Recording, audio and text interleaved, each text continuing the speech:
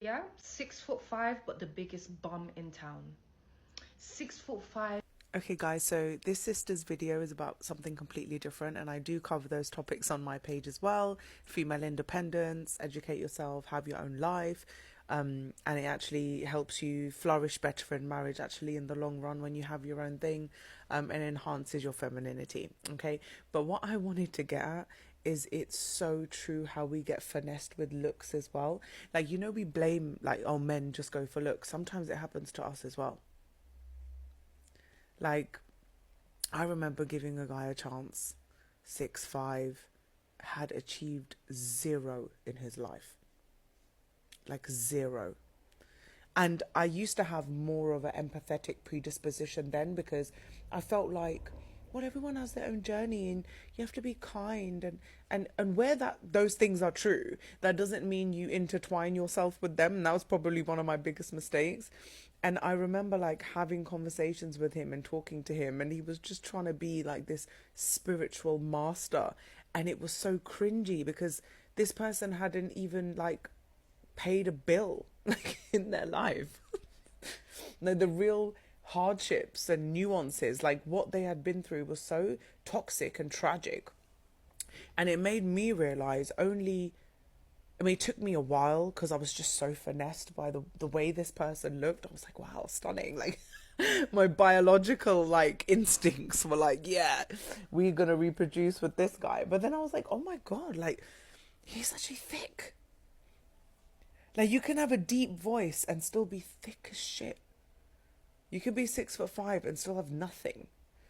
And it really made me think about this the other day because we were with a bunch of in a group chat, and there's comments about there's particular partners, and we make comments of like how our girl is so much better than that and she could do better than that, and we're basing it on the looks. And it really made me think, like, you take the piss out of people's appearance. Yes, people should look after themselves, but some really stupid people come in wonderful packages. They have nothing to offer you.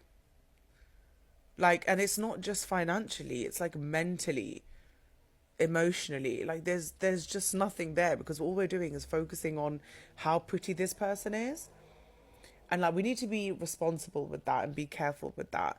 And also on the other end of it, because like, my mind was just going nuts when I saw this video, is that we also need to be responsible as women of how we use our looks. And that's probably one of the reasons I think why Allah subhanahu wa ta'ala tells us to be modest, because the way we look to certain men, depending on the level of attraction, is very influential on them.